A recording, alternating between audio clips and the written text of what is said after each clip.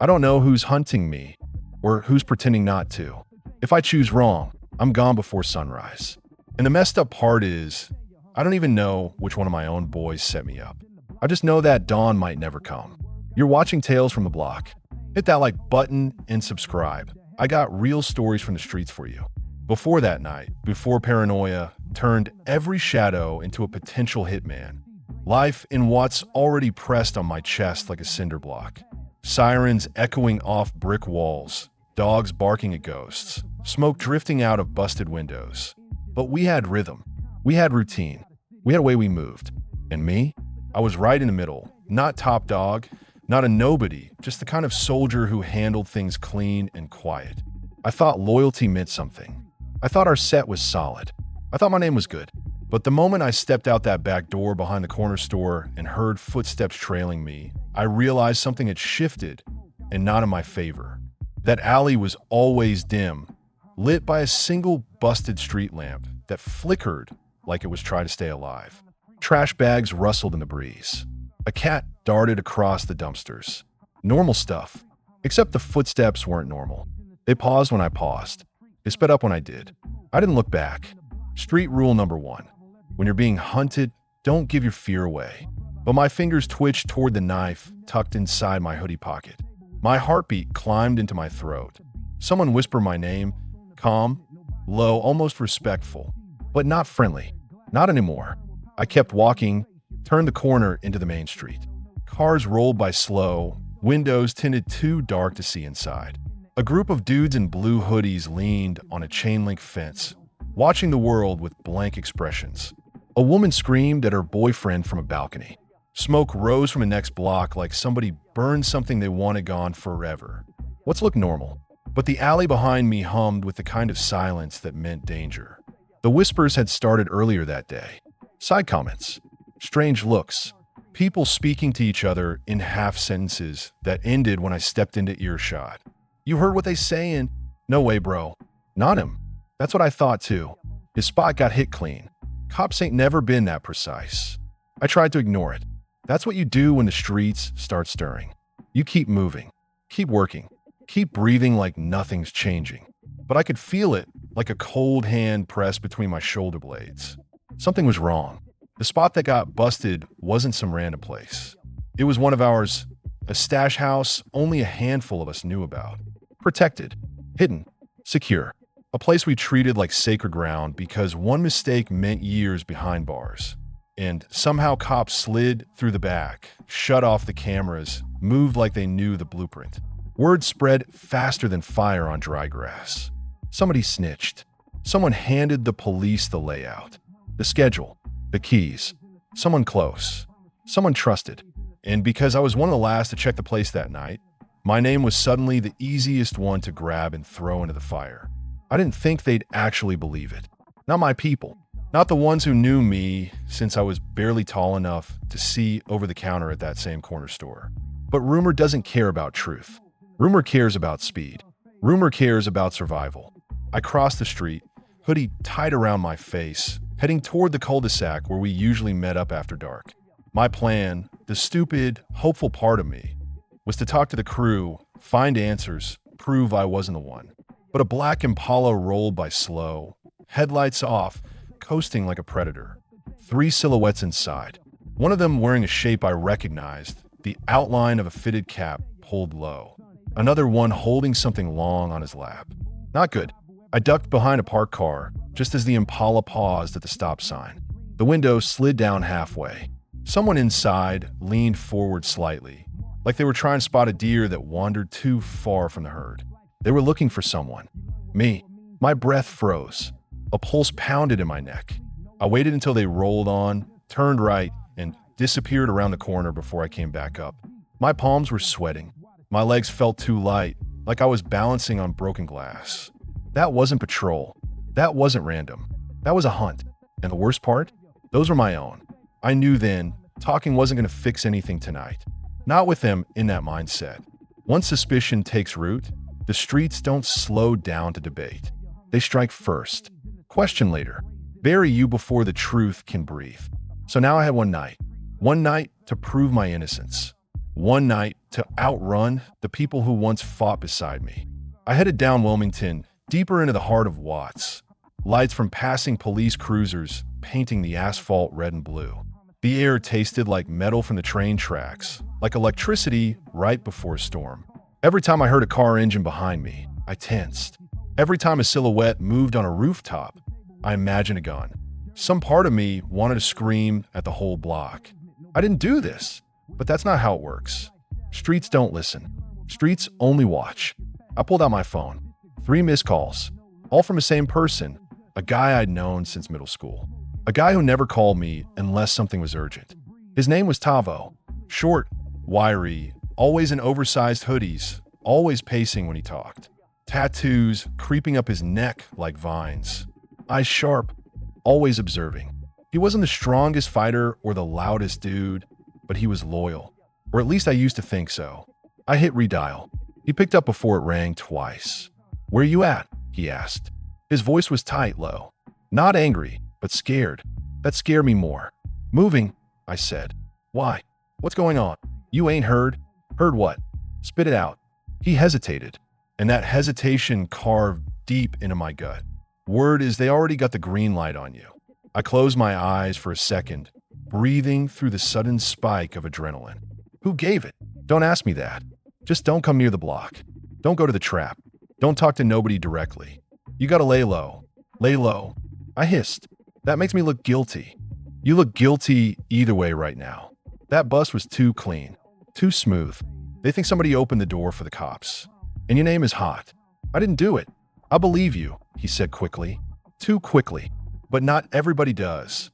I heard voices in the background on his end. Not friendly ones. He lowered his tone to a whisper. "Listen, something's off. Someone's pushing this real hard. Someone wants you out the picture." "Who?" He paused again. This silence wasn't hesitation. It was fear. "I don't know yet." "You lying?" "No," he said, but his voice cracked just slightly, enough to twist my stomach. "You know something?" I said. "Tell me." "I can't. Not on the phone." "So meet me." "Not safe." I clenched my teeth. "Then what do you want me to do?" He lowered his voice even more. "Find who really talked to the cops. If you don't find them tonight, you won't get another chance." The line went dead. I stood there on the sidewalk, staring at my screen. The world around me felt darker than usual, like the streetlights were dimming on purpose, try to hide me from the eyes that hunted me. Someone close to me had betrayed us. Someone who knew our moves. Someone who could point fingers with enough confidence to put a price on my head. I looked up the block at the rows of rundown houses, barred windows, graffiti tags on every wall. This place raised me, protected me, fed me, punished me, and now it wanted me dead. A siren wailed in the distance, echoing like a warning. I needed answers. I needed proof. I needed to survive until sunrise. I headed toward the only person I thought might still help me. Someone who usually stayed neutral, someone who didn't play favorites, someone who always heard things before the rest of us. A girl named Sienna. Tall, sharp-eyed, always wearing dark jeans and a black bomber jacket. Braids pulled tight, gold hoops gleaming in the streetlights. She lived in a small apartment above a liquor store, always smoking on the balcony like she was watching over the whole block. She didn't belong to any set, didn't take sides, but she knew everyone's moves. If something was off, she would have heard the tremors before the earthquake hit. I cut through backyards, hopped fences, slid through a broken gate, staying out of open streets as much as possible. My footsteps felt too loud, my breathing too heavy. Every time I saw movement, I flinched. The paranoia wasn't paranoia anymore. It was survival. When I reached the liquor store, I scanned the street before slipping into the alley beside it. A single light buzzed above the back door. A cat hissed when I startled it. Something metallic clattered in a trash bin. I looked up at her balcony. She was there, leaning on the railing, smoke curling around her face, eyes narrowed like she'd been expecting someone. I stepped into the light. She inhaled slow, exhaled slower. "You look like you're running from death," she said. "Maybe I am." She nodded once, not surprised. "Come up." I slipped inside through the back staircase. When I reached her door, she opened it before I could knock. Her apartment smelled like incense and old vinyl records. Low light, soft music, shadows dancing across the walls. She didn't sit. She didn't smile. She didn't greet me. She just stared. "You know why I'm here?" I said. She nodded. "So talk." She walked to the window, parted the blinds, glanced at the street below. "I heard what they saying," she murmured. "Heard who they pointing at. And it's spreading too fast," she said. "Too coordinated. Somebody wants this pinned on you specifically." Ooh, she hesitated. That same hesitation I'd heard in Tavo's voice. "I don't know yet, but whoever it is, they close to you." My throat tightened. "How close?" I asked. She turned, her eyes sharp and cold. "Close enough to know what time you hit the stash house. Close enough to know how to make you look guilty. Close enough to know your habits, your routes, your people." My chest felt hollow. She stepped closer, her voice dropping to a whisper. "Someone you trust is working with the cops." The room went silent except for the distant hum of sirens. My mind started spinning, replaying every conversation, every look, every moment from the last week. A chill crawled up my spine. "Ooh," I whispered. Sienna's eyes flicked to the side, toward the alley window. "Whoever it is," she murmured, "they're already here." A car engine idled outside. Doors opened. Footsteps approached the building. Heavy, familiar, dangerous. Sienna grabbed my arm. "You need to go," she whispered. "Now." "Who's outside?" She looked at me with something like regret. "Your own." Sienna's fingers tightened around my arm the second the footsteps hit the first step of her building. Heavy, slow, confident. Not the sound of someone sneaking. The sound of someone who already believed the situation was his. Someone who wasn't afraid to be heard. I pulled back from the window, staying low. Sienna killed the lamp with a flick of her wrist, drowning the room in a warm, smoky darkness. Only the streetlight outside lit strips of the floor through the blinds, slicing everything into trembling shapes.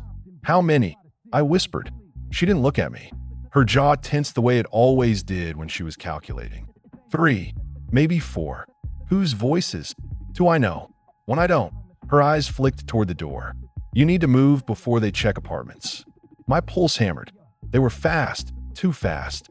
Someone had given them my direction minutes after I called Tavo. Or seconds. Someone was tracking me like I was prey. "You got back exit?" I whispered. She nodded. "Through the kitchen. Fire escape. And they won't see me." "They will," she said honestly, "but not fast enough to get a clean shot." The footsteps reached the second floor. A floorboard creaked like a warning. I took a slow breath, steadying the shaking in my hands. The last thing I wanted was for Sienna to get pulled into this. She didn't owe me anything, just information. Putting her on someone's hit list wasn't part of the plan. "You didn't see me tonight," I told her. "I see everything," she replied, her voice almost too calm. "But I don't repeat anything."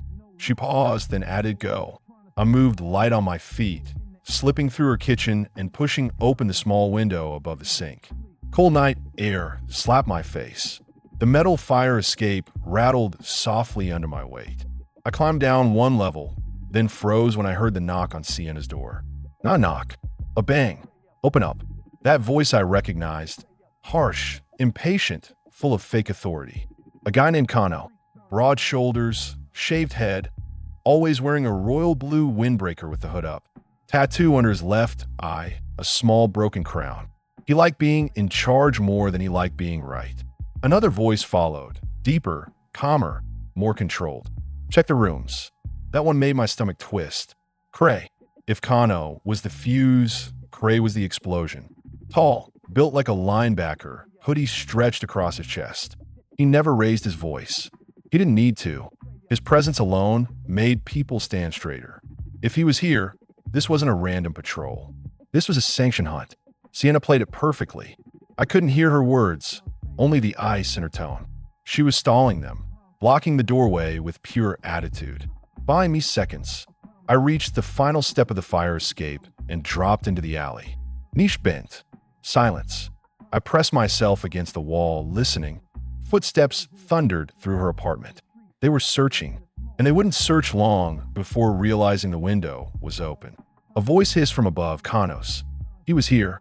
Windows still warm. Warm. He touched it. He knew. "Check the alley," Cray ordered. I sprinted. My shoes slapped the wet concrete, echoing down the narrow passageway. A dog barked from behind a fence. A bottle shattered somewhere behind me. They were coming out fast. The alley spit me out onto the main street. Traffic was thin, the night heavy with the smell of exhaust and burnt rubber. My lungs burned. My legs felt electric. A dark SUV screeched as I dashed across the street, horn blaring. The driver cursed out the window, but I wasn't listening.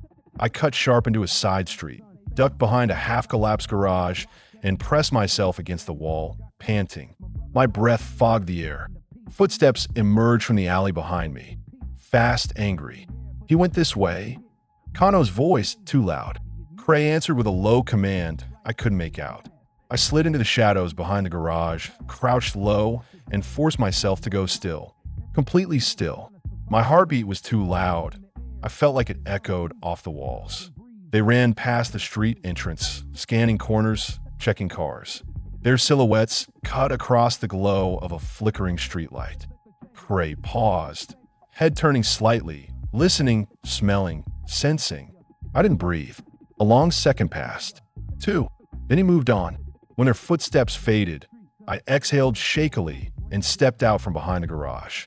My shirt clung to my back with sweat. My hands trembled. I needed answers. I needed a lead. And I only had one thread to pull on: the stash house. The bust. The place where everything fell apart. If I could figure out how the cops moved, who unlocked what, who had been there last, I could find the hole in the story. So I headed there. Fast, sticking to shadows, weaving between parked cars, dodging open streets where someone might spot me. What felt alive in the worst way? Every porch light a spotlight, every moving curtain a gun barrel. By the time I reached the block, my nerves were raw. The stash house sat dark, boarded windows, yellow tape fluttering like a warning. The front yard was still marked with chalk where the cops had pulled out crates. I slipped around back. The gate lock was broken, not cut, but popped from the inside. A detail people missed. A detail someone like me wouldn't. The back door hung crooked on one hinge. Inside, the place was a disaster. Drawers dumped, cushions cut open, floor tiles cracked. Every piece of furniture flipped. Not just a raid, a search. A deep one. Cops didn't do this unless they were looking for something specific. But what? I moved room to room, stepping over debris, flashlight low. In the kitchen, the cabinets were pried off. In the living room, the couch was torn like an animal ripped through it. Then I saw it. Something small. Something half hidden under a pile of magazines. A spoon.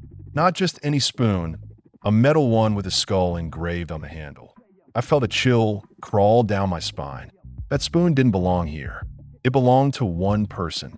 A guy who always kept it on a chain around his neck like some weird trophy. Dowel.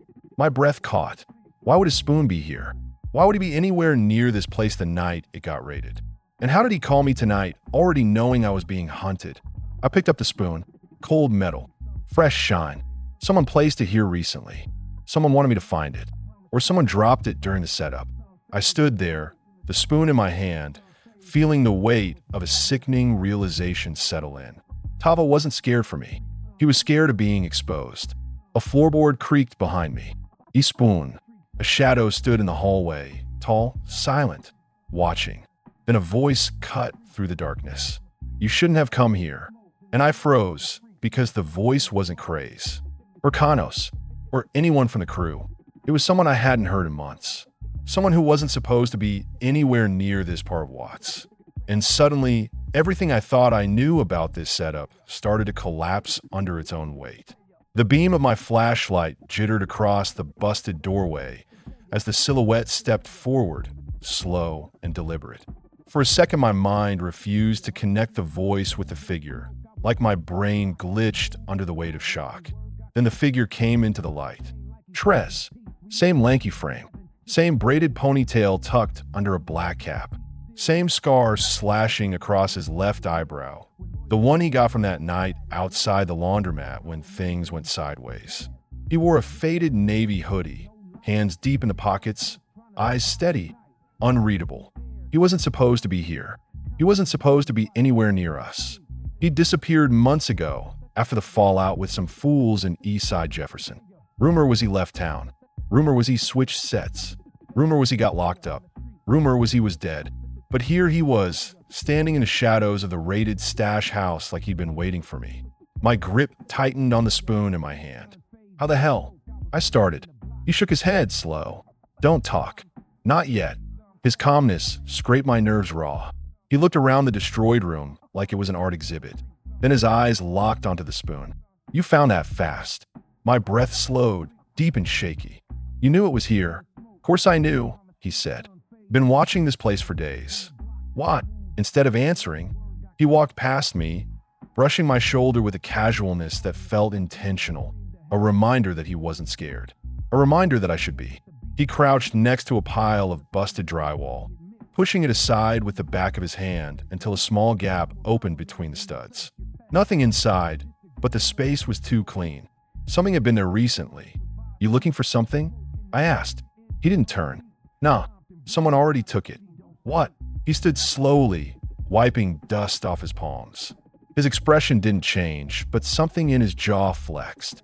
Your boy Tavo, he said. He was here before the cops. Hours before. Ice crawled down my spine. You saw him. I whispered. I see everybody when I'm hunting. Hunting what? Truth. That word hit me harder than a punch. Trez had always been different. Quieter. More calculating. His loyalty ran deep, but so did his grudges. And when he chased something, he didn't stop until he had it bleeding in his hands. What do you know? I pressed. Tell me straight. He finally turned fully toward me. There's a leak in your circle, he said. Someone feeding cops exact routes, times, stash spots. Someone careful. Someone the rest of y'all trust too damn much. That's what I'm trying to figure out, I said. He stepped closer. Too close. You think you're the only one being hunted tonight? He whispered. The air left my lungs. What are you talking about? You ain't the only name being floated, he said. They cleaning house. Quietly. Anyone who might have seen too much, heard too much, asked too many questions. He let the sentence hang in the air, heavy and rotten. Gets removed before sunrise. I felt the room tilt. This isn't just about the stash house. I asked. No, he said. This is about something bigger. Something they've been building for months. Who's that? He stared at me like the answer should have been obvious. Your own set, he said simply. My stomach twisted. That doesn't make sense. They wouldn't. A sound cut me off. A soft metallic click from the front door. A gun's safety switching off. Trez and I moved at the same time. He lunged toward the back exit. I grabbed his sleeve. Instinct, not logic. Is it yours or mine? I hissed. Doesn't matter, he snapped. He wasn't wrong. I released him, and we bolted through the back hallway, feet slipping on torn carpet and broken tile. The back door was half hanging, swollen by old water damage. I shoved it open with my shoulder and stumbled into the backyard, weeds tall as my knees. Behind us, voices. Cray. Kano. Another pair of footsteps too light to be either one. Double. I whispered before I could stop myself. Trez shot me a sharp look. Don't say names out loud. The air vibrated with tension. A floodlight from a nearby house flicked on, illuminating the yard in harsh white. Bad. Too exposed. We sprinted across the grass. A bullet cracked through the night, smashing into the fence inches from my head. I dropped behind a rusted-out washing machine, breathing hard. Trez dove behind an overturned trash bin. You led them here, he muttered. You were already here. I shot back. Yeah, he said dryly, but they weren't. The second shot hit the dirt near my shoe. Kano's voice echoed across the yard. We know you're here. Come out. Cray didn't speak. He didn't need to. He just fired once. The bullet hit the washing machine, sending a burst of rust and metal flakes into my face. We were pinned. Trez peeked around the bin. They're spreading out. One in the alley, two in the yard. Any blind spots? Not unless you got wings. My brain raced. My heart hammered. The spoon in my hoodie pressed against my chest like a curse. Trez. He looked over. I pointed toward the shed, tiny, rotting, leaning sideways like it was tired of standing. Inside, I whispered. He blinked. That's a death trap. Exactly, I said. So nobody checks it. To my surprise, he grinned, sharp and reckless. You still think like a corner rat. Just move, I hissed. We crawled low across the yard. The grass brushed my chin. My hands sank into cold dirt. Every inch felt like it took a year. Another bullet whizzed overhead. "Spread out," Cray yelled. "He's not getting out again." We reached the shed. I pressed my fingers under the bottom edge of the door. It moved just enough. Inside was pitch black, smelling of rot and gasoline. We slipped in and pulled the door shut. The wood slammed softly into place. Darkness swallowed us. I heard nothing but my breathing and the faint pulse of blood behind my eyes. Trez's voice came as a whisper. "They passed the shed. I'm cutting through the side and running. If they catch you, don't say my name. If they catch me, names won't matter." Footsteps crunched outside. Close. I held my breath. A flashlight beam swept past the cracks in the wood, a thin white line slashing across my face. Someone stopped right outside. Their shadow filled the cracks. "Kano." I felt the wooden wall tremble as he leaned on it. "You think he's here?" he asked. Cray's voice came from farther away. "Check everything. Even this." Kano asked. "Everything," Cray repeated. Kano sighed. "Bet." His hand reached for the shed door. The hinges groaned under his grip. My fingers tightened around my knife. Trez shifted beside me, just enough for me to feel the tension radiating off him like heat. Then, a voice called from the alley. "Joe, found something." Kano froze. Cray barked, "What?" "Tracks. Fresh ones." Kano let go of the shed door immediately. Bootsteps pounded away, fading fast. I collapsed back against the wall, trembling. Trez exhaled slow, controlled, like he'd just forced fear back into a box. "You lucky," he whispered. "You're welcome," I shot back. He smirked in the dark. Minutes passed.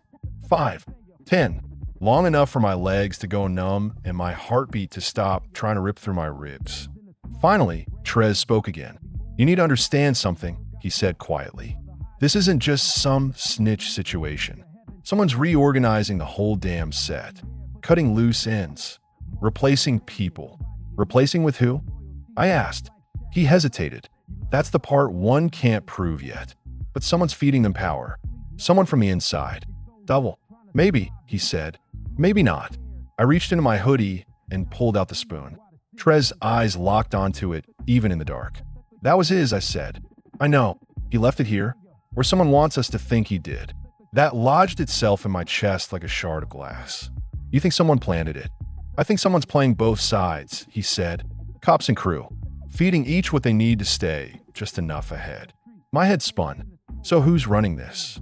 He looked at me for a long time before answering. "I got one theory," he said, "but you're not going to like it." "Say it." "You know the bust? The timing? The silence? The quick green light on your head?" He paused. "All that only happens when a ranking member signs off." My mouth went dry. "No," I said. "Yes. I'm saying your set leader ain't who you think he is." My chest tightened. Pain flickered behind my ribs. "Why me?" I asked. "Why frame me?" "Because you were the only one asking questions," he said. "The only one who noticed the stash rotation didn't match the usual patterns. You were getting close without knowing you were getting close." "But I didn't know anything," I whispered. "You were about to." The shed went silent again. Then my phone buzzed, loud in the tiny wooden space. I nearly leapt out of my skin. Trez grabbed my wrist. "Don't answer." I looked at the screen through a crack of moonlight. Tavo calling. Again. Trez's jaw clenched. "Let it ring." It rang, and stopped. Then a text came through. One line. "They coming for Sienna next." "Move." My breath froze in my chest. Trez leaned over my shoulder to read it. "He's baiting you." "Maybe he is. Or maybe he's telling the truth. He's not your friend anymore. You don't know that." He stared at me hard. "So what? You going back for her?" "Would you leave her?" I asked quietly. His silence answered for him. I pushed open the shed door. Night air hit us like a slap. Trez grabbed my shoulder. "This is a dumb move." "Maybe," I said. "But if they're hitting the stash house and then hunting me, the next stop is anyone who helped me tonight. That's exactly why they texted you that." "I'm not leaving her." Trez cursed under his breath. "You're going to get both of us killed." "Then go," I said. "I didn't ask you to follow." He stared at me for a long moment. Then he shook his head. "Shut up," he muttered. "Let's go save your girl. She's not my. Don't care. Move." We slipped out into the darkness, and for the first time that night, I felt like I might not be running alone. I don't know how long I sat there on that curb after the garage door slammed shut behind 2-4 and Trigger, leaving me outside like trash waiting for pickup.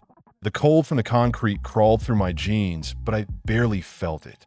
My mind was burning too hot. I kept replaying every conversation, every moment from the past year like a broken record skipping on the same scratch. Lies, half smiles, side glances, and suddenly every memory felt like evidence. The air in Watts at night always has weight, smoke, dust, heat hiding in the cracks, but that moment it felt heavier than usual. Like the whole block was watching me breathe. Like the streets were whispering, "You running out of time, homie." A siren wailed somewhere far off, echoing through the maze of warehouses and dead-end streets. The night felt stretched thin, too quiet, too loaded. My pulse wouldn't slow down. Even my fingers twitched like they were trying to warn me before my brain caught up.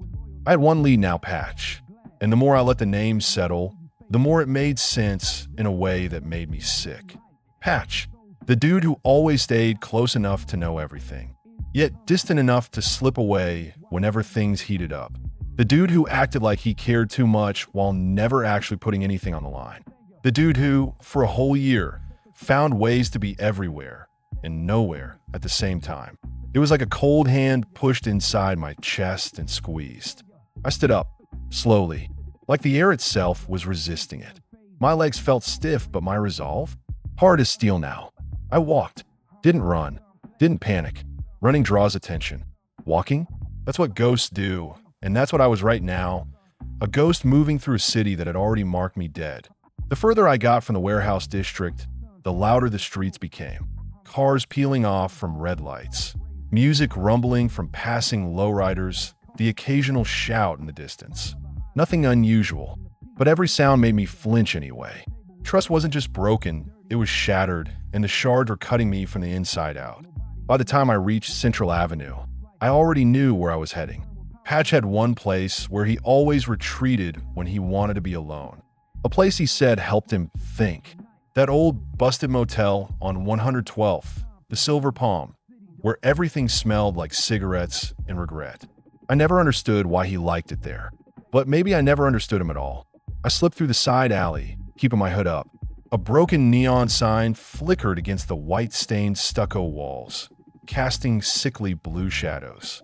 The palm tree painted on the sign was missing half its leaves, like someone had ripped pieces off the metal. My heartbeat synced with the flickering light. On, off, on, off. That motel wasn't a place you stayed unless you had a reason to hide, or a reason to meet someone you didn't want others to know about.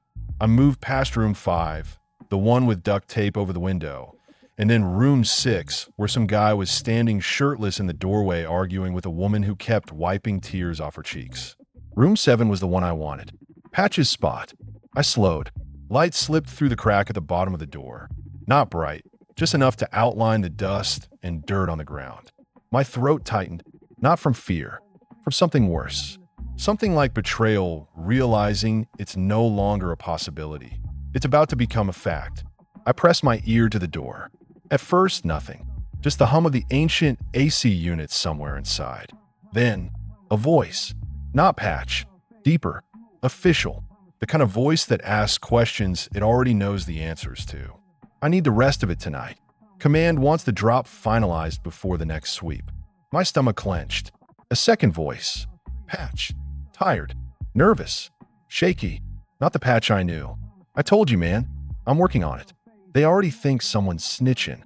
I can't just start handing shit over. Too late, the deeper voice said. We already moved. Your people are on to you.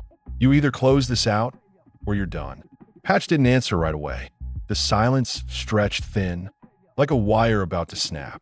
When he finally spoke, he whispered, "Just get me out when this is finished. That's the only reason I'm doing it." My fist curled so tight my nails dug into my palms. I wasn't wrong. I wasn't crazy. I wasn't losing my mind. Someone really was feeding the cops information. And it was him, Patch, the one who laughed with me, shared meals, talked about dreams of leaving all this behind, not knowing he already had one foot out the door and the other dragging us down with him. I leaned my forehead against the doorframe for a second, breathing out slow, try to hold myself together, try not to burst inside before I could even confront him. Then I stepped back and knocked. 3 slow taps, the kind Patch would recognize as me. Inside, the deeper voice went instantly quiet. Patch's voice cracked. "Shit, wait, don't." But I was already turning the handle. It was unlocked. I stepped in. The room was dim, lit by a single lamp on the dresser.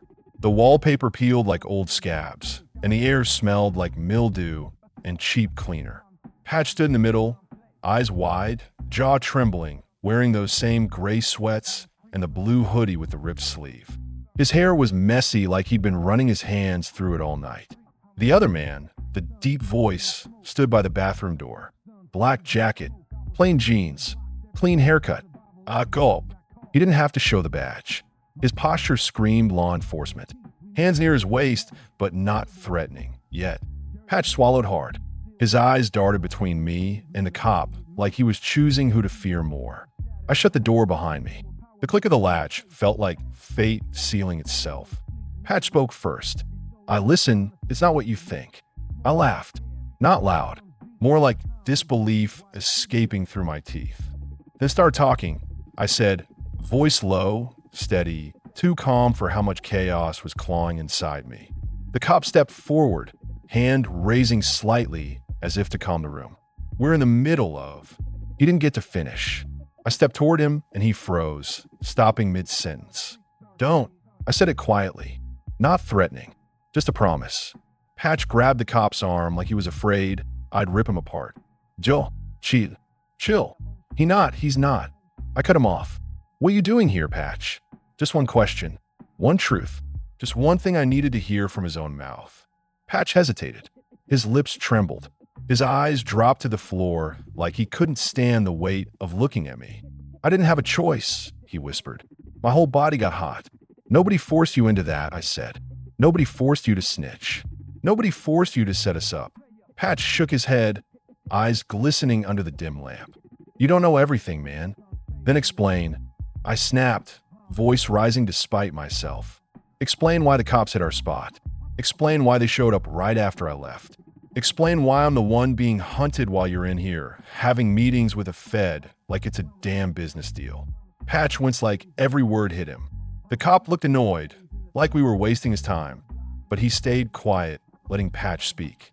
Patch stepped closer, hand shaking, not in fear of me, in fear of himself, fear of his guilt. "They got my brother," he said finally. My breath caught. "What?" Patch sucked in air like he was drowning before the words came out. "They got him last year. Said they'd bury him unless I cooperated. Told me I didn't have to give them anything big. Just small updates. Street noise. Movements. Stuff they already knew. That's how it started." His voice cracked. But then things changed. They pushed more. Wanted real info. Wanted locations. Wanted schedules. I tried to hold out, but... His sentence dissolved into a broken exhale. I stared at him. The walls felt like they were closing in, squeezing my lungs. "You should have told me," I said. My voice wasn't angry now, just hurt. Raw. Patch flinched. "You think they wouldn't hear it? You think they ain't got ears everywhere? They said if I talk to anyone, even you, my brother disappears. Gone. No trace." The cop cleared his throat, stepping forward. "This conversation is over." He said enough. I shot him a glare cold enough to freeze asphalt. Patch raised a hand, blocking the cop slightly. "Just let me talk to him," he whispered. The cop hesitated, then stepped back. Patch's voice lowered. "I didn't know they were hitting the spot tonight. Not like that. I thought it was a sweep. I didn't know they'd pin it on you. I swear I didn't." My hands dropped to my sides. My head spun like the ground tilted under me. "So you let me walk into a death sentence and didn't say a damn thing?" Patch's face crumpled. "I didn't think they'd go that far. I thought I could fix it, man. I thought I could pull back before it got too deep. I didn't mean for you to." A boom cut him off. The motel window shattered inward, showering the room with glass. Patch dove left. The cop ducked behind the bathroom wall. I hit the floor as a second shot tore through the lamp, bursting it into sparks and darkness. Shadows swallowed everything. Then headlights flooded through the broken window, a car screeching to a stop outside. Another gunshot. Another. Voices yelling. And my blood went cold. I recognized those voices. 2-4. Trigger. And more behind them. They weren't giving me the night. They came early. Patch gasped. They followed you. No. Igrolat. They followed you. More bullets punched through the wall, shredding the mattress. The cop pulled his gun and barked, "Stay down." The whole room exploded into chaos. I crawled toward the closet, mind racing. I didn't have a gun on me. Left mine earlier to avoid being spotted armed. All I had were my hands and whatever chance the dark could give me. Patch scrambled next to me, breathing ragged. "They ain't gonna let either of us walk," he said. "They think you snitched, and if they see me with a cop, they'll put you in the ground." I finished. We locked eyes. For the first time in a long time, I saw the real him. Not the mask, not the smile. Just a scared kid who made a deal with the devil and lost control of the terms. Outside, car doors slammed. Boots hit pavement hard. Someone yelled, "He's inside. Move in." Patch clenched his fists. "I didn't want to hurt you," he whispered. I swear on everything." I swallowed hard. "You already did." Another blast tore through the wall. The cop fired back blindly, shouting into his radio. And that was it. No more time, no more words, no more chances. I grabbed Patch by the arm, yanked him toward the bathroom as bullets shredded the door. And in that split second, as the world detonated around us, I realized something I'd been too blinded to see. This wasn't just betrayal. It was a setup inside a setup. Someone else told the crew I was meeting Patch. Someone else aimed them at the motel. Someone else lit the fuse. Patch wasn't the only snake. There was another one. Someone closer. Someone smarter. Someone waiting for us to die together. And as the room filled with gunfire and smoke, the truth hit me hard enough to steal my breath. This wasn't the end of the night. This was just the beginning of the real hunt. We hit the bathroom tiles just as the door to the motel room blew inward. Splinters rained over us, sharp enough to cut skin, but adrenaline made everything feel distant. My ears rang, and the gunshots outside bounced through the cramped space like echoes in a metal box. Patch covered his head with both hands, breathing too fast, like his lungs were skipping beats. The cop flattened himself behind the rusted tub, radio squealing useless static as he tried shouting coordinates no one was going to reach in time.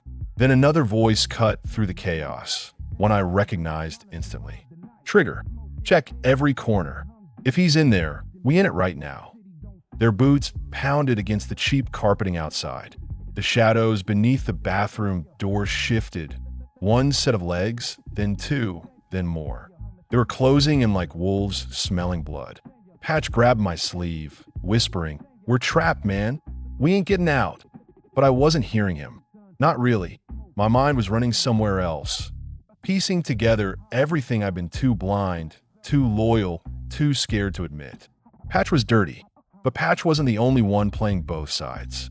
Someone else told the crew I was here. Someone who knew exactly where Patch met the cops. Someone who had access to everyone's movements. Someone who wanted me dead before sunrise. 2-4? Trigger? Maybe. But no, they weren't thinkers. They were soldiers. If they wanted me gone, they'd do it loud, sloppy, right in the open. No, this was someone strategic. Someone patient. Someone who watched and waited. The shadows outside paused. Trigger spoke again, voice low and cold. "Kick it in." Patch folded in on himself. And that was the moment something in me clicked. Fear melted. Doubt burned away. What was left was clarity. We weren't dealing with a hunt. We were in a purge. I yanked Patch toward the tiny window above the toilet. It was barely big enough for a dog to crawl through, but I wasn't planning on using it as an exit. I was planning on using it as a distraction. "Get ready," I whispered. Patch blinked. "For what?" I didn't answer. The bathroom door exploded inward as I slammed my elbow through the tiny window. Glass shattered outward, sprinkling into the alley behind the motel. Trigger screamed, "Window!" He's escaping out the back. All the footsteps shifted direction at once. Patch stared at me like I'd lost my mind. "You ain't go out there, are you? They'll light you up." "That's the point," I said. "They're going after the noise." The cop peeked around the tub, eyes wide. What the hell are you doing? Stay in cover. But I was already moving. I shoved Patch into the tub, kicked the shower curtain across him, then pressed my back against the wall right beside the shattered bathroom door. The shadows rushed out of the motel room, heading for the rear alley. Every single one of them, just like I needed. Trigger yelled, "Fan out. Don't let him climb the fence." Their voices faded. Silence returned, heavy, hanging, dangerous. Patch poked his head out of the tub, eyes wild. "You insane, you absolutely insane." I put a finger to my lips. Footsteps remained, just one pair. Too heavy to be Patch's. Too measured to be one of the crew. The cop. He hadn't followed the others. He was waiting. The bathroom doorframe creaked. Then he stepped inside, gun drawn, pointed down, sweeping corners like he'd done this 1,000 times. His gaze snapped to the tub. "Patch," he whispered, voice tight. "We need to move. Now." Patch didn't move. Didn't breathe. He kept staring at me, eyes begging me not to act. But it was too late. I stepped behind the cop, grabbed his wrist, and slammed it against the wall. The gun dropped to the floor. He tried to elbow me, but I hooked his arm, twisted his weight, and drove him forward. His head cracked against the sink, and he collapsed. Patch was shaking. "What the hell, man?" He was trying to help. "No," I said through clenched teeth. He was waiting. Patch frowned, confused, terrified. "For what?" I crouched down, searching the cop's jacket. Inside the inner pocket, beneath folded papers and a phone. I found it, a small black recording device, still blinking, still recording. Patch stared at it, face draining of color. "They were listening," I said, "to everything." Patch stumbled back like I'd punched him. "They wanted us both dead," I continued. "Tie up loose ends. Close the case. Walk away clean." Patch grabbed his hair with both hands.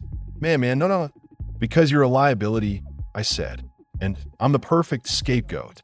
Before Patch could respond, the cop groaned, rolling slightly. I grabbed him by the collar, pressed my forearm to his throat, and hissed. "Who else is in on it?" He spat blood, smirking. "You think I'm talking? You're done. Both of you." Patch lunged forward. "My brother. What you do with him? Where's my brother?" The cop's smirk twisted into something darker. "Gone." Patch collapsed against the tile, hands shaking like they weren't his anymore. That one word destroyed him. The cop kept smiling, cruel and empty. "You were a good tool while you lasted." Patch let out a sound that wasn't human, something between a sob and a growl. I tightened my grip on the cop's collar. But before I could say anything, a gunshot split the air. Patch jerked. I jerked. For a second, I didn't understand what happened. Then I saw the blood running down Patch's arm. Not mine. Not the cop's. Patch had grabbed the fallen gun and shot the cop in the leg. The man screamed. Patch's voice shook with rage. "Where's my brother?" Another scream. Patch had shot him again, right above the knee. "Where is he?" The cop's breath came in ragged gasps. He's alive. He's alive." Patch staggered back, tears mixing with sweat. I grabbed the cop by the chin, forcing eye contact. "Where?" The man swallowed, trembling now. "County holding facility. Protective custody." He flipped first. Patch's face shattered. His brother, the one he'd sold all of us to protect, had snitched before him. And Patch never knew. I saw something break in him, something that wasn't going to heal. Not now. Maybe not ever. But we didn't have time to fall apart. Outside, voices were returning. Boots stomping. Trigger yelling orders. They didn't find anyone in the alley. They were coming back. I stood, grabbed Patch's wrist, pulled him up. "We're moving," I said. "I can't," Patch whispered. "You don't have a choice." The cop moaned on the floor, clutching his shot-up leg. Patch stared at him, chest heaving, eyes hollow. "I ain't got nobody left," he said quietly. "You got me if you stop talking," I growled. "Now move." We slipped out of the bathroom, through the ruined motel room, stepping over shattered glass and splintered wood. Outside, the night roared with sirens, distant but growing. Trigger's voice was getting closer. "Check the rooms again." "He's still inside." Patch grabbed my arm. "They're everywhere, man. We dead if we go out the front. Then we don't go out the front." We climbed through the broken window into the alley, careful not to slice ourselves on the jagged frame. A flashlight beam swept past, inches from us. Patch froze. I pulled him behind a dumpster. Voices grew louder. "He ain't in the alley." Move around. Don't let him circle back. They were forming a perimeter. I whispered, we need height. Patch looked up. The motel roof was 1 story up, reachable by climbing the rusted AC unit bolted to the wall. He hesitated. I ain't climbed shit since middle school. You want to live or reminisce? Patch swallowed hard. We climbed. Halfway up, the bolts creaked like they were about to rip out of the wall. Trigger's voice shouted nearby. He bleeding. Look for drops. I froze. Patch whispered, panicked. I ain't bleeding. But I was. A long slice along my forearm, probably from the window, was dripping down the AC unit, leaving a trail. Trigger was good at following trails. I sped up, grabbed the roof edge, hauled myself up. Patch scrambled after me, wheezing as he rolled onto the gravelly rooftop. We lay flat. Below, the crew swarmed the alley. Trigger barked. There! Blood! He went up. Patch shivered beside me. They gonna check the roof? Yeah, I said. But not this one. Patch turned to me, confused. This building connects to the next 3 roofs, I whispered. I noticed earlier. Patch blinked. So, what, we just run rooftop to rooftop like some damn superheroes? Pretty much. Patch let out a short, broken laugh. Then the motel door below burst open again. Trigger's flashlight hit the AC unit. He climbed up. Move. Check the roof. We sprinted. Across the gravel. Across the gap between buildings. Across a rooftop lined with old satellite dishes and tar patches. Patch almost slipped on the second jump, but I grabbed his hoodie and yanked him forward. Behind us, boots hit the motel roof. Shouting. Flashlights slicing through the dark. They close. Patch gasped. I know. We reached the last building. A small laundry facility with a metal ladder leading down into a fenced-off yard. I went first, sliding down quick, landing in the dirt behind a rusted dryer unit. Patch followed, nearly falling the last few feet. We crouched in the shadows as Trigger's voice echoed above. Fan out. He's somewhere between the buildings. Don't let him reach the street. Their flashlights swung across the rooftops. They were searching hard now. Desperate. Good. Desperation makes people stupid. Patch leaned close, whispering. What now? I scanned the fence. Barbed wire on top. Padlock on the gate. No easy exit, but we didn't need one. We go through the street, I said. Patch stared at me like I'd finally lost my mind. You know who waiting on the street? Everyone, I said. And that's exactly why they ain't looking down. He didn't get it. Not yet. But he followed me anyway. We crouched low, darted to the gate, and pressed ourselves flat against the shadows. Above us, flashlights swept the roofs in wide arcs. Below, nothing. Total darkness. I pushed the gate open just enough to slide through. Patch hesitated. I can't go back, man, he whispered. Not after what we heard. Not after my brother. His voice broke. You ain't going back, I said softly. You're going forward. With me. Patch closed his eyes. A single tear ran down his cheek. Then he nodded. We slipped on a sidewalk. Empty, silent. The street lights buzzed. A dog barked somewhere far. Trigger's voice roared behind us. He ain't up here. Spread out. Check the blocks. We were already gone. I grabbed Patch's sleeve and pulled him toward the corner. Every shadow felt like a threat. Every corner felt like an ambush. Every passing car made my heart jump. But something was different now. I wasn't running blindly. I was hunting too. Someone else had betrayed us. Someone who wanted me dead more than the crew did. Someone who told them where Patch was. There was only one person who knew both sides of my life, who knew my routines, who could predict my moves. And as we ducked into an alley, breaths heavy, adrenaline thick in the air, I realized exactly who that someone was. And when their name formed in my mind, it felt like swallowing glass. Nobody moved. The alley held its breath, thick with smoke, glass shards, and the remnants of gunfire. My heart was pounding so hard I could feel in my teeth, in my knuckles, and the soles of my boots.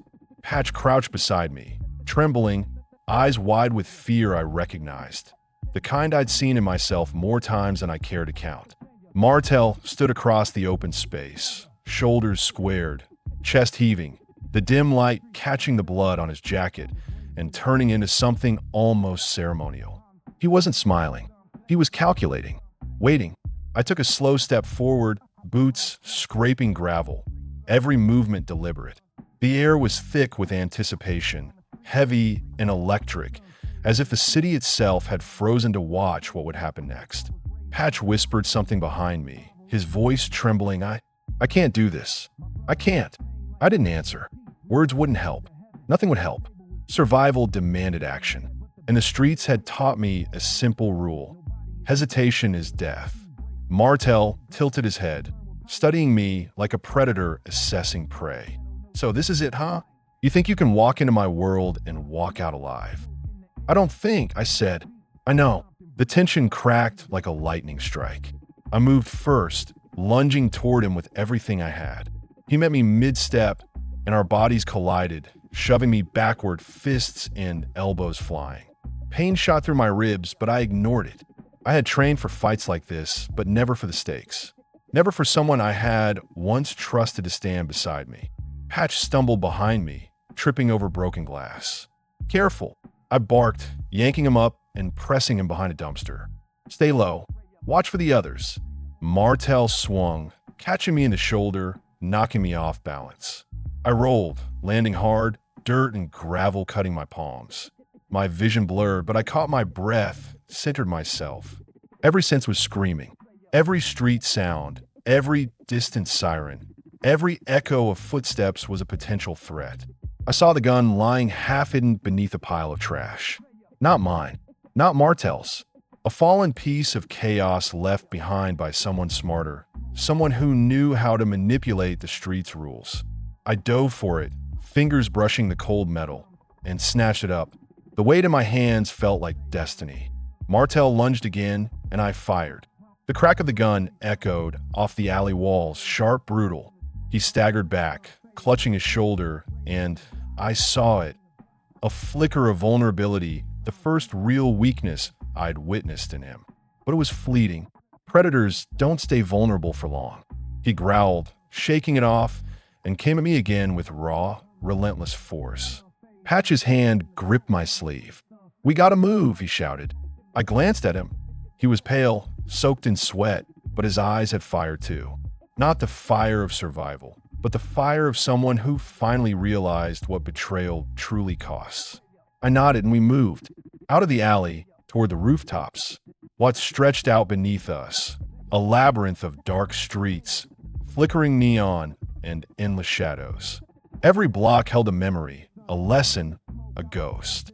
We jumped, rolled, sprinted, each roof creaking under our weight, each leap carrying the possibility of a broken leg, a broken neck, or a final, fatal fall. Martel's voice carried up from below, sharp, infuriated. "You think you can escape me? The streets don't forgive." I didn't respond. Not with words, only with motion. Each leap was a statement.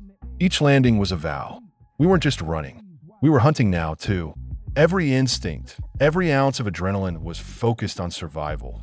Yes, but also on justice, on reckoning. Patch gasped beside me. "You can't keep this up." "You can't." "Yes, I can." I snapped. The edge of my voice surprised him. Surprised me too. But it was true.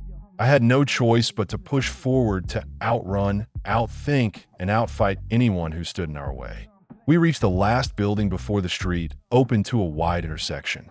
Below, I could see Trigger and 2-4 moving cautiously, scanning the alleys, guns ready, unaware of our approach from above. Perfect. We stayed on the shadows of the roof, crouched, watching, planning. Patch's hand shook as he held the edge of the rooftop. "This is it," he whispered. "This is really it." "Not yet," I said. "We finish one thing before the night ends." One thing. We dropped silently onto the fire escape behind the building, moving like ghosts down to the street level. The concrete was cracked, littered with bottles and debris, but quiet compared to the chaos earlier. Each step felt heavier than the last, weighted with the knowledge that Martel wasn't far behind. And then he appeared, the silhouette against the flickering streetlight, shoulder hunched, one arm holding the bleeding wound, but his gaze locked on us like a hawk on prey. "Thought you could run?" he hissed. "No," I said, "but I can make sure this ends tonight." Patch grabbed my arm. "How?" He's Martel." I didn't answer.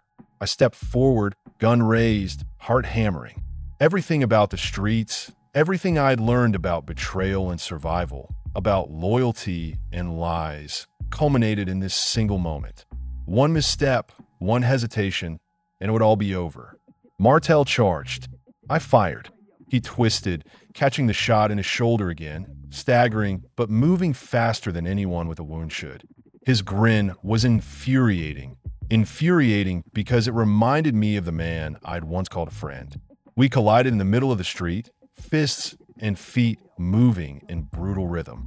Patch screamed for us to stop, but I ignored him. Every blow I threw was a declaration. This isn't just about revenge. It's about survival, about proving that no one, not even the smartest snake in the block, gets to dictate the terms of life and death for someone else. A car screeched around the corner, headlights cutting across the pavement, forcing us to duck and roll. Sparks flew as Martel's elbow met my hip, sending me sliding into a dumpster. Pain exploded in my ribs, but I clawed my way back to my feet. Patch was at my side, finally ready to fight, ready to survive. He grabbed a pipe from the ground, swinging it at anyone who dared step too close. His movements were clumsy, raw, but desperate and fueled by fear. Martel growled and charged again. This time, I met him with everything left in my body. Fist met jaw, knee slammed into ribs, gun pressed to chest. For a moment, he faltered. For a moment, the predator was human. And in that moment, I saw the truth. Not about him, not about the streets, but about myself. About who I had become. About what survival demanded. The block doesn't forgive. It doesn't reward. It only teaches. It only punishes. And I had learned the lessons. I pressed the gun to his forehead. "It ends," I said, my voice low, controlled, like the calm after a storm. "Tonight. Right now. No more running. No more games." Martel blinked. Then, slowly, a grin spread across his face, almost admiration. "You're better than I thought," he said. Patch was breathing hard beside me, but I didn't look at him. I didn't need to. The city around us was silent. The block had paused, waiting, watching. And in that pause, I understood that survival wasn't about winning. It wasn't about revenge or fear or anger. It was about understanding the streets, understanding betrayal, understanding who you are when everyone else has shown you their true face. Martel fell to his knees, finally broken, bleeding, human. The lights from passing cars glinted off his blood-stained jacket. I stepped back, gun lowered, breathing heavy. Patch didn't say anything. He just watched, eyes wide, face pale. I finally exhaled, long, hard, and I realized that I was still alive. Patch was still alive, and for the first time in a long time, I felt the weight of the night shift slightly, just enough to notice the stars. We didn't celebrate. We didn't laugh. Not yet. The streets of Watts had taught me that survival is quiet. Survival is breathing after the storm. Survival is knowing that the sun will rise, even if the block doesn't change. Patch stepped beside me. "So what now?" he whispered. I looked at him, looked at the broken alley, the shattered glass, the echoes of gunfire. Looked at Martel, lying there, human and defeated. "Now," I said, "we leave. We disappear for a while. Learn from tonight. Learn who we can trust. Learn how to survive in a world that's already decided we're expendable." He nodded. No words. No argument. The night had said enough. And as we walked through the streets of Watts, past the alleys and abandoned cars, past the flickering neon and the graffiti-stained walls, I understood something crucial. The block doesn't forgive, the block doesn't forget, and the block never sleeps. But I was alive. Patch was alive. And that was everything. The sun hadn't come up yet. But maybe, just maybe it would. And for the first time in a long time, I believe we might see it.